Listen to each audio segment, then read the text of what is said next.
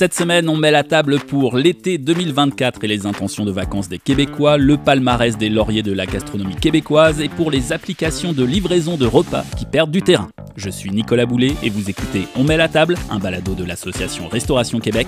Bienvenue. Que feront les Québécois cet été? Pour une 15e année consécutive, CA Québec les a interrogés pour connaître leurs intentions durant la belle saison. Partiront-ils en vacances? Resteront-ils au Québec? Quelles régions seront les plus visitées? Et côté budget, combien comptent-ils dépenser? Pour répondre à toutes ces questions, je reçois David Marcil, conseiller en communication chez CA Québec.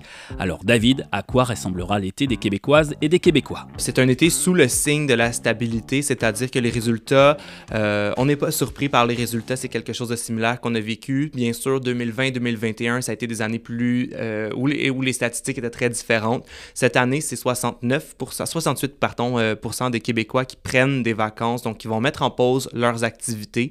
Et parmi eux, 57% vont demeurer au Québec, là. Donc que ce soit à la maison ou on va aller visiter des régions ailleurs au Québec. On est dans les chiffres pré-pandémiques. Je dirais que par contre, parmi les chiffres qu'on n'a pas retrouvés d'avant la pandémie, c'était le nombre de Québécois qui prennent des vacances, donc qui ne mettent pas en pause leurs activités. Eux, c'était à 74% si je donne un chiffre par rapport à 2019.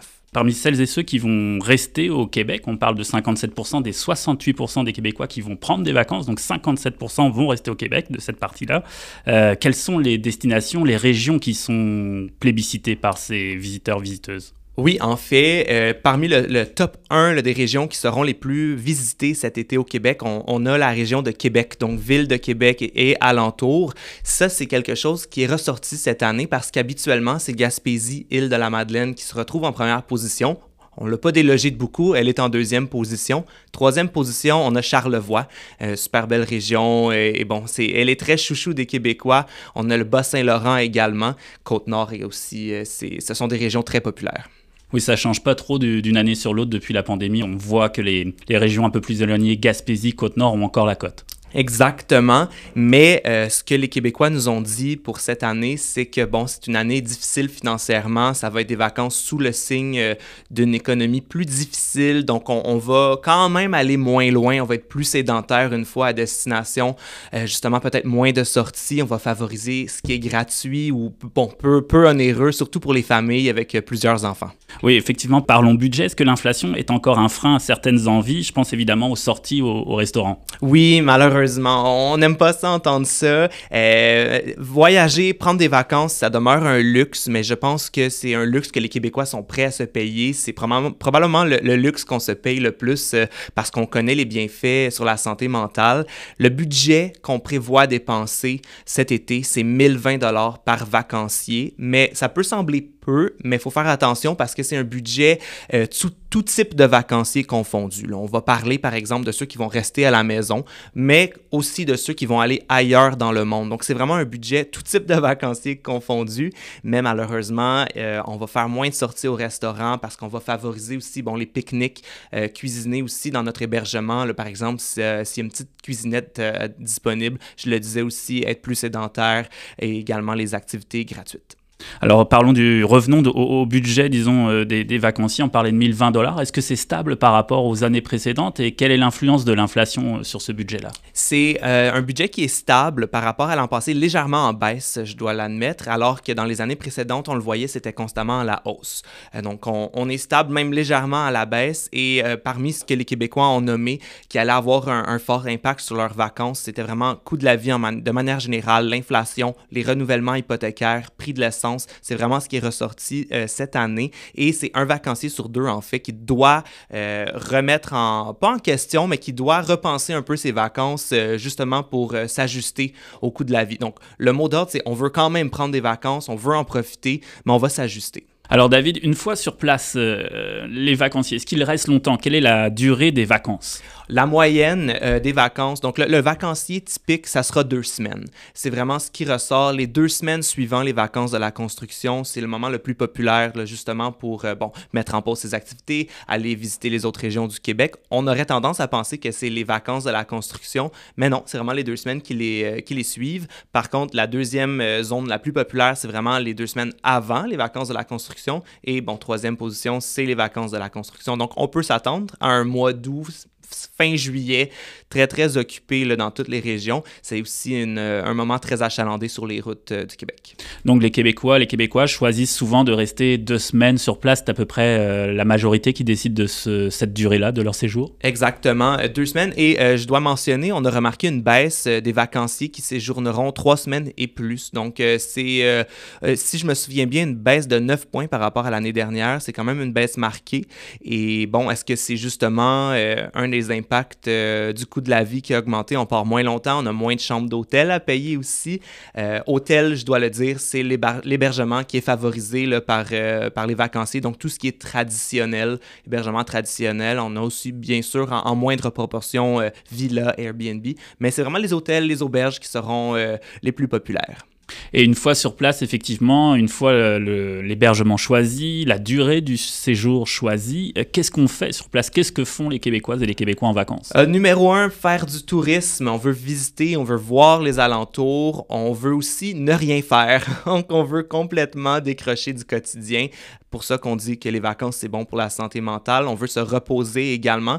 Aussi, parmi les activités, on va en profiter pour visiter amis et familles qui habitent dans différentes régions. Et fait inusité, ce qui m'a quand même surpris, c'est que parmi les activités qu'on fera le moins, assister à un événement sportif, c'est au bas de la liste. Et bon, c'est une année olympique avec les Olympiques de Paris, mais ça ne nous parle pas nécessairement. Mais je dois dire, c'est probablement en lien avec le coût de la vie. Ça coûte cher assister à des événements sportifs. Donc, peut-être pas si surpris que ça finalement. Globalement, est-ce que ce sondage a fait ressortir des choses différentes par rapport au dernier sondage des 2-3 années précédentes, où on est dans la droite lignée de ce qui s'est fait ou de ce que nous ont raconté les Québécoises et les Québécois dernièrement? C'est similaire, je vous dirais, aux années précédentes, mais on a quelques petites surprises. Par exemple, les vacanciers qui voyageront en véhicules récréatifs, donc tous les VR de ce monde, sont en baisse quand même marquée cette année. Bon, encore une fois, peut-être le prix de l'essence. Je veux dire, ça coûte pas rien de faire déplacer une aussi grosse masse. Et parmi ceux qui iront ailleurs, donc en Europe notamment, on a une baisse quand même marquée de la France depuis quelques années, surtout cette année. Bon, je le disais, c'est une année olympique, peut-être qu'on cherche à éviter justement le secteur, mais bon, c'est au profit du Royaume-Uni qui apparaît dans le top 4 pour une des premières fois, je vous dirais. Mon hypothèse, je ne sais pas si vous l'avez regardé, Saltburn, ça a été un film très, très, très, très populaire plus tôt dans l'année. Peut-être que ça en a inspiré quelques-uns. Ou sinon Le Roi, le tout nouveau Roi aussi, qui a peut-être piqué quelques curiosités. David, quel est le top 3 justement des destinations à l'international? Est-ce que ça reste la France, l'Italie et maintenant peut-être le Royaume-Uni, c'est ça? Exactement, c'est France, Italie, Espagne, Royaume-Uni. À noter, le Portugal n'est plus dans le top 4 des régions en Europe les plus visitées. Je pense qu'il va revenir bientôt, ça demeure un chouchou tout de même. Rapprochons-nous un peu du Québec. Quelles sont les destinations que les Québécois plébiscitent à l'extérieur du Québec? Peut-être l'Ontario, l'Est américain. Tout à fait. Donc, si on va ailleurs au Canada, c'est l'Ontario. Là. Parmi tous ceux qui iront ailleurs au Canada, 50% vont aller en Ontario. Donc, c'est la province la plus populaire. Elle est suivie de près, par exemple, par le Nouveau-Brunswick, Nouvelle-Écosse. Donc, ça sera vraiment... On reste vraiment dans les environs du Québec. Et pour ceux qui iront aux États-Unis, il faut savoir que c'est 10-12% environ des vacanciers qui iront séjourner aux États-Unis. C'est le Maine et la Floride qui seront les chouchous cette année. Et ça, c'est quand même très, très... en ligne avec les résultats parce que le moyen de transport le plus utilisé pour justement se déplacer en vacances, c'est la voiture personnelle. Donc, on va rester dans un rayon qui reste accessible en voiture. Un grand merci David pour toutes ces informations. Vous pouvez retrouver tous les faits saillants du sondage CA Québec sur notre site web. On souhaite une très belle saison à tous les professionnels du tourisme et de bonnes vacances à celles et ceux qui auront la chance d'en prendre. La gastronomie québécoise à l'honneur. C'était soirée de gala le 27 mai dernier au New City Gas à Montréal pour les lauriers de la gastronomie québécoise. Tanière 3 à Québec a été sacré restaurant de l'année et le prix de chef de l'année est revenu à Fissoun Erkan de Ferme et Cuisine Bika à Saint-Blaise-sur-Richelieu. Outre le prix le plus convoité de la soirée, Tanière 3 a vu également l'un des membres de son équipe, Simon Fauché, être récompensé du titre de meilleur mixologue de l'année. Notez également que François-Emmanuel Nicole, le chef du restaurant installé installé dans une cave voûtée historique à Québec, avait été sacré meilleur chef de l'année en 2023. Membre à RQ depuis de nombreuses années déjà, Tanière 3 est également l'un des 3 seuls restaurants dans la catégorie 5 diamants du classement CA des restaurants nord-américains. Un autre établissement membre de la RQ a été récompensé lors du gala. Chloé Ouellette, propriétaire de Haut Pâturage à Sainte-Perpétue, un espace gourmand, a reçu le laurier de la révélation de l'année. La soirée a également été marquée par la remise du prix Hommage 2024 à Jeannette Bertrand pour sa contribution à la culture et à la gastronomie québécoise. Les applications de commande et de livraison moins populaires auprès des restaurateurs, c'est ce que l'on apprend dans le numéro de juin du bulletin ARQ Stat qui a examiné les chiffres de Statistique Canada afin de se faire une tête sur les habitudes des restauratrices et des restaurateurs en matière de vente en ligne. Tout d'abord, il faut quand même noter un bond fulgurant de la proportion de restaurants canadiens ayant déclaré des ventes par commerce électronique qui a plus que doublé, passant de 22,9% à 51,4% entre 2018 et 2022, pandémie oblige naturellement. Le pourcentage des ventes totales des restaurants canadiens résultant du commerce électronique en 2020 se situait à 16% contre seulement 4,7% en 2019. La réouverture des salles à manger après le pic de la pandémie a entraîné une baisse progressive de cette proportion pour redescendre à 9,8% des ventes totales en 2022.